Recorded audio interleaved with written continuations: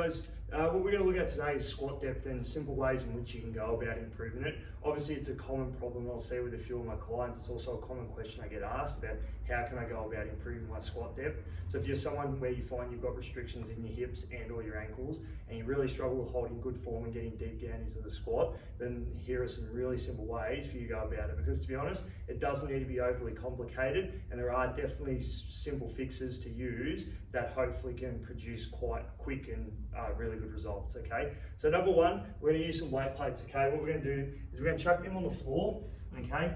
And all we're gonna do is we're gonna place our heels up on them, okay? So what that's gonna do is open up our ankle joints and allows us more range of motion to get down to the squat. So if you are someone who's got poor ankle mobility, this will just help with sort of reducing that blocking effect and allowing us to get deeper down. So if we do a couple where I've got my feet flat on the ground without the heel elevation, you can sort of see that my body goes forward, I get a bit jammed up at the bottom.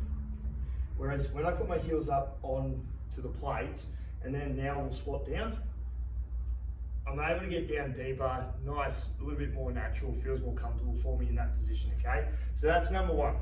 Number two is going with a front loaded squat. So obviously a back squat's quite common in the gym. Most people will sort of go about that when they do their squatting variations, but using a front loaded variation is really beneficial because what that'll do is shift our center of gravity forwards. Okay, so then to counteract that, it'll allow us to maintain a taller posture, or that sort of, that taller torso as we drop down into the squat, as opposed to sort of getting that hinge pattern as we go forward. Okay, so again, what we're going to do, you can either hold the weight here, or you can stretch your arms out as you go down, and you'll see what that then does.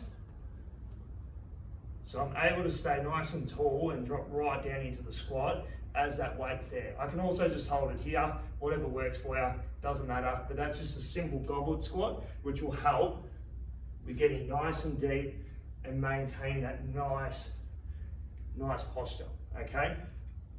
Now obviously to progress that, what we can go with is a front squat using the barbell, okay?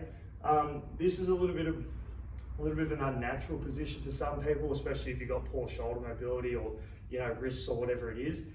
So it is something that takes some time. It's probably worth getting some tips from either personal trainer at the gym, a coach, whoever it is, someone who knows what they're doing, just to coach you through it and just start you out with this sort of movement. But again, it's a really great exercise because, again, being on the front of you, it's going to shift that center of gravity forward, but it's going to allow you to maintain that nice sort of tall posture as we go down, okay? Cool, so let's give that a go, see what it looks like. So you're gonna come in under the bar, elbows gonna be nice and high, okay? Stand up, we'll come back, find our heels on the plates, okay? Elbows stay tall, and then we're just gonna think about staying nice and upright through our torso, drop down, and then up, all right? Cool. So there you go.